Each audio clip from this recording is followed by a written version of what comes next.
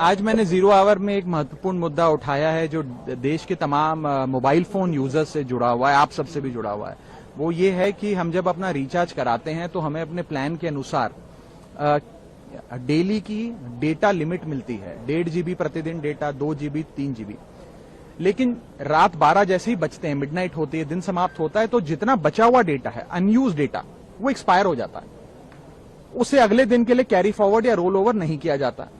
आपसे, कंज्यूमर से, यूजर से पैसा तो पूरे डेटा का लिया जाता है, लेकिन जितना आपका बचा हुआ अनयूज डेटा है वो कंपनियां फोरफीट कर लेती हैं। ये गलत है। जिस प्रकार से आप मान लीजिए पेट्रोल भरवाते हैं गाड़ी में 20 लीटर, महीने भर में 15 लीटर इस्तेमाल किया, 5 लीटर बच गया, तो महीने के अंत पे पेट्रोल पंप का मालिक आकर ये तो नहीं कहता कि 5 लीटर वापस करो कि वैलिडिटी।